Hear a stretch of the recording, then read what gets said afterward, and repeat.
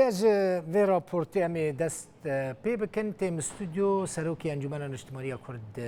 لسوریه انا کسی ابراهیم برو میوانی منه که ابراهیم بخیراتی سپاس جا راپورتا که حسین دست پی بکن مسیون عمر دوان دمین داویدا يعني امريكا هزين خوين عسكري دشينا سوريا بطيبتي هزين خل روجافاي كورساني بجيدك دنالينا تذا احتمال وياكي هياكو بشتربونا امريكا بهزين خوين عسكري لروجافا بكاربه رولكي بليز دنيزكبونا الين سياسي ده بليزه بێگومان ئەمریکا ژبەری ساڵێکێ دێ ساڵ هەیوا 50 ساڵی چووی دێ ئەمریکا محاولەك جدی دەکێ گەکاربێ ینی مەسەلێ ئالیکاریکێ درەوشا کوردی بکێ وش بۆ چاوە پێشمەرگە جهێ خۆت کوردستانە سووریێ ببینن ئەو تشتێکی بەردەوامێ یعنی هەنێکی جارنا بەرجەوەندیە ئەمریکی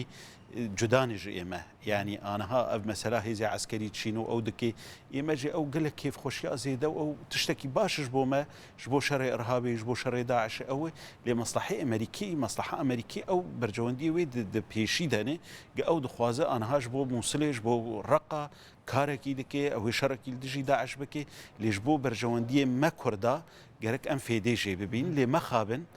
ئەو تشت لە هەمبەر چتێن هەمبەری كاريج بهاديتك يعني او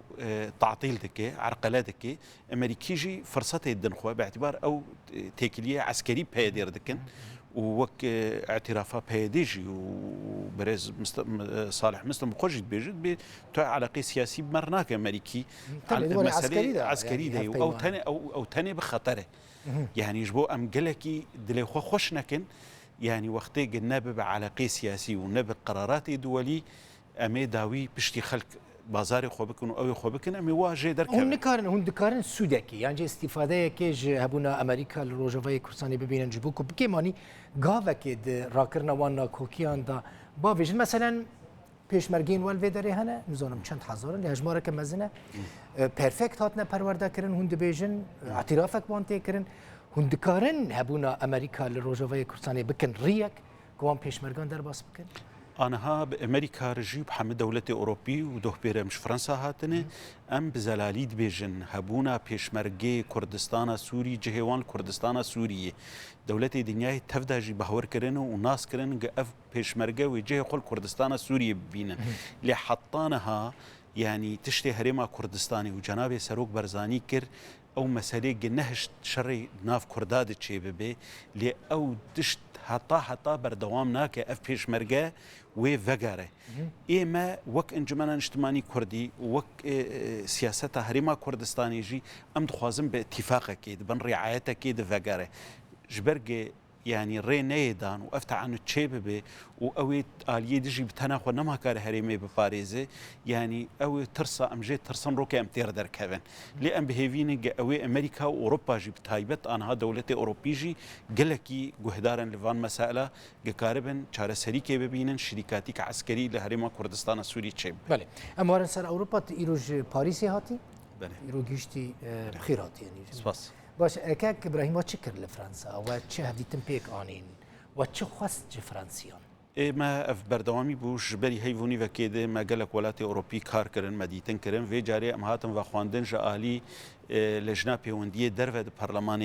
فرانسی ده براستی هجمارک مزنج پارلمانی فرانسی 23 کس خواستن گهداری سیاست انجمن اجتماعی کردی بکن و دناوان ده ین لجنه دفاع جهبون ما وكنارينا انجمنا اجتماعي كردي هناكي شروع فكر برسيوان جهبون بتايبت لسر جنيفي لسر بيشروجا سوريا ولسر روشا بيشمرقا بتايبت كاتش احتمالات درباسكريني تشاوا هونكارن لهف بكن چلو هونه به هور کار بکن بی هون شر هف بکن پرسنوانی گرنگ هبون لی داویه جی نارینا خو به کورتایی دان خویا کرن انه ایما بینن پرچبونا کردا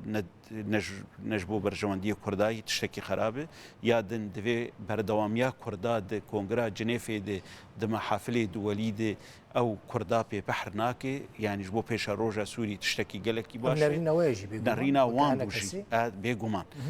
و يا سياجي اوان سوزدان جي وك دولة فرنسي ودولات أوروبا دجي أو كاربن تيكليما فرحتر بكن خرطر بكن تشب آلين خارجية رف يعني هاي وانج ناكوكين دنافبرا وده هنا مثلا هم ديريكت نافبرا و بيدي يعني خبردارن دزانن نافبرا وده چی مشكلة بيغمان أو جي دزانن وباش برسادكن ودزانن جي جي وقتلو إيرو تشتكي خرط دستي بيدي هي مثلا سيطرة عسكري سر هريمي تشتن زعيف لجم بيدي هنا أو تشتانا لجم منه خرط بونا ميه يعني الكاريا ملت بمر ملت لكيلك عمد سكن علاقات ما بجيرانا رخوشن علاقات ما بأوبوزيونا سوري رخوشن دانستن دنيا ما دريه أوروبي سياسي تفضل بيشامة فكرين بلكي أو هناك زحمتي وأصلا جيد بين حتى قد بين دجين برياري لأوروبا راست أفعالي كاريا عسكري فداك باش دكي أو جي بردوامي كي دكن اللي مسألة سياسي قلكي جرنجن جبر بيشاروجا سوريا وآهرين تفدي يعني سوريا والعراق بتفدي إيرو برياري سياسي قل ناف دولتي تنستندن وأوي نقشة سوريا وعراق مستقبلي. جت ولاتين دنيا أوروبا تدعوتي جواره هاتنا يعني جت تدريه دن جواره هاتنا فكرن؟ بيجومان نزيك يعني نرويج سويد هولندا وأمريكا روسيا يعني ده برنامج مدى افتفدوا بينديتن يعني چه ولات أوروبي بين چه أمريكا بين چه روسيا بين چه تركيا بين يعني أفانا تفدد دروجة تيده ويتبين تركيا باشن أو أنا ها خواستنه يعني رئاسة وزراء تركي خواستنه مرونن دو جار ما تأجيل كريه لبشتي أم جولة خوي أوروبي وأمريكي هناكي بمشينن أمي وانجي ببين. يالك سباس سروكي أنا كسي إبراهيم برو ميفانين بوي. سباس.